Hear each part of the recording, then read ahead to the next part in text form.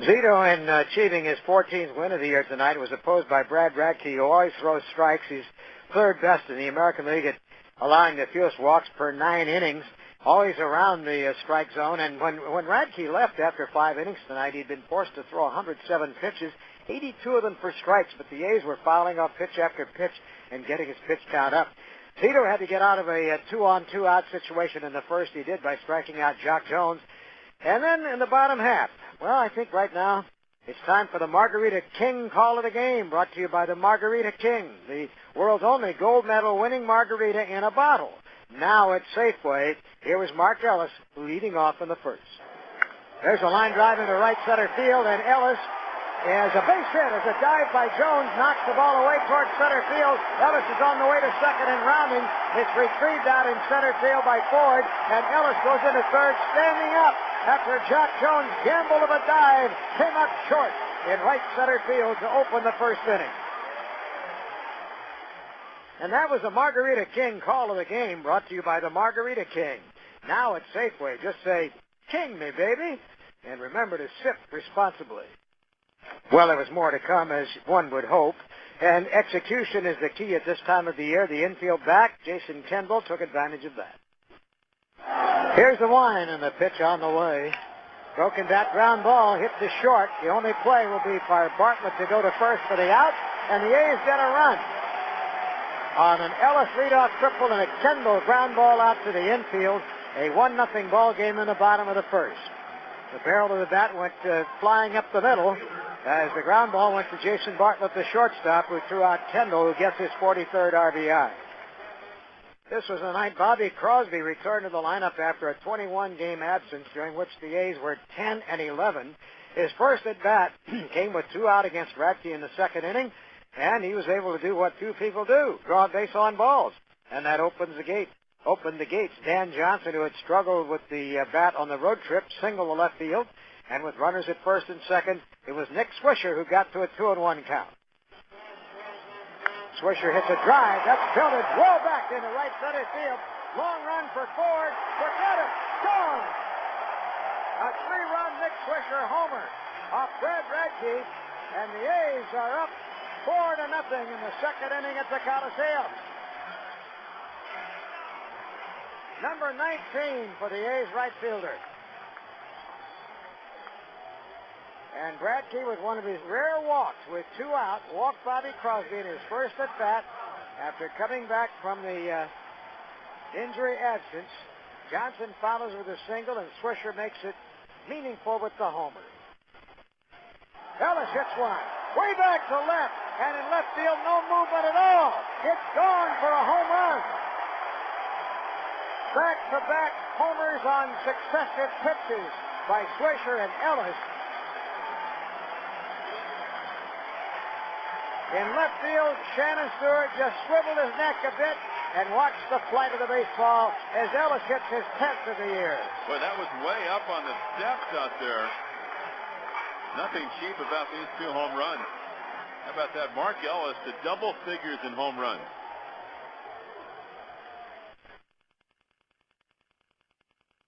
Tito took that lead and ran with it until he left after 1 was out in the 7th inning. The A's still up by a count of 5-0. Though Radke blanked the A's through the next 3 innings, they continued to mount his pitch count. For example, Chavez had a double with 2 out in the 5th inning, but it came on the 11th pitch of the at-bat.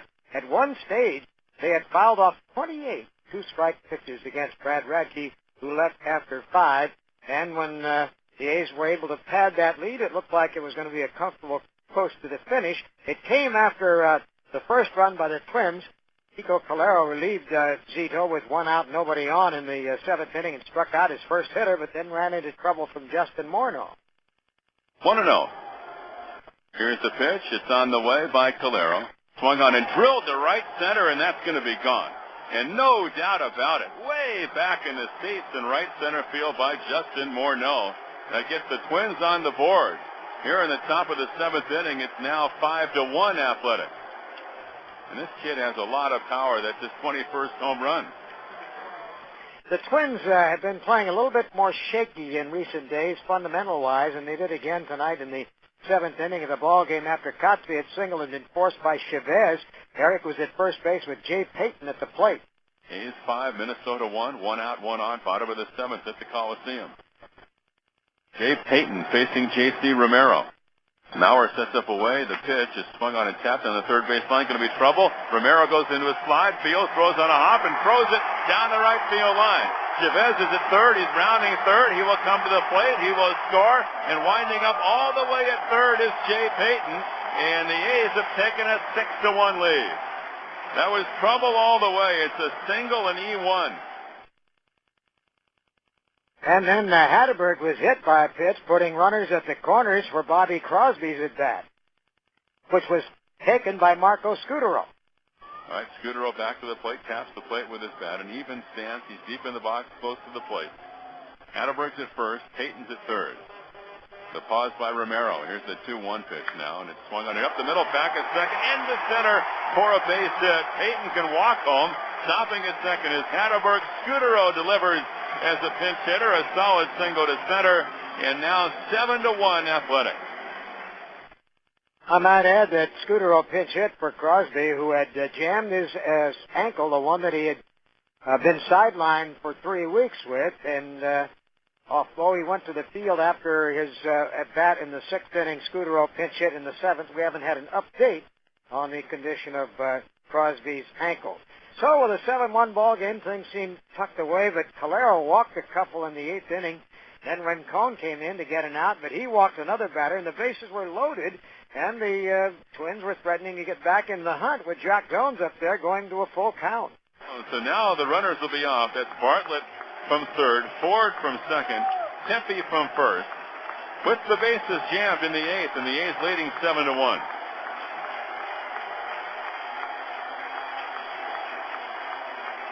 The pause and the pitch, 3-2. They go, and it's swung on and missed. And after all that, Jock Jones strikes out on a Ricardo Rincon slider as Rincon comes back from 3-0, strikes out Jones as the Twins leave the bases loaded. And that might be that might be their final gasp here tonight. As we go to the bottom of the eighth inning, A's 7, Twins 1.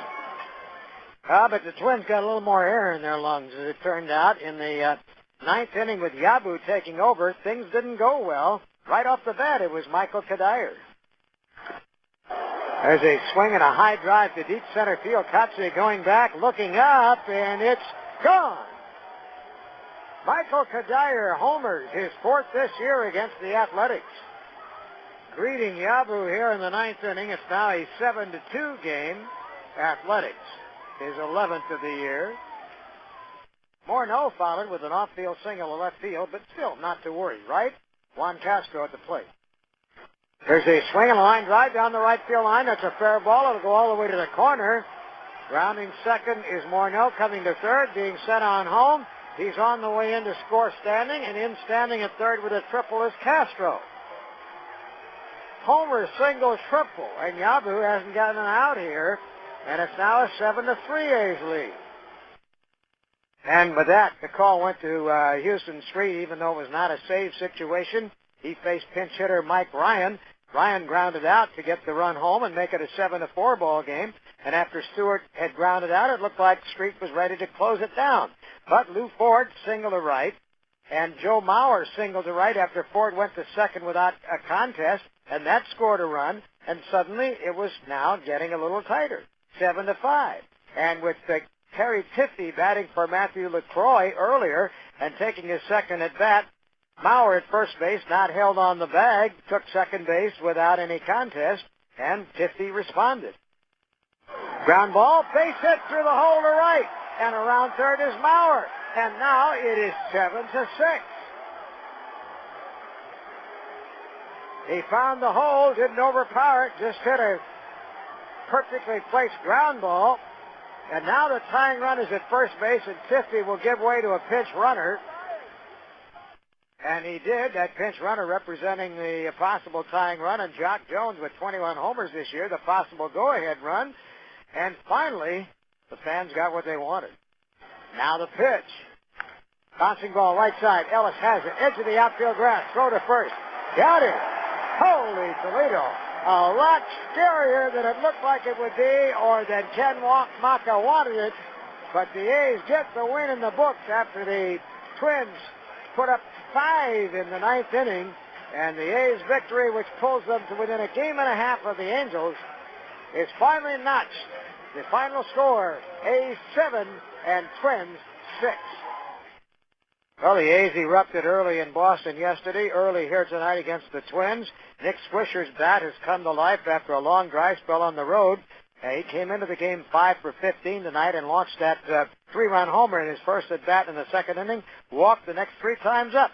We'll hear from the effusive right fielder of the Athletics talking to Ken right after this.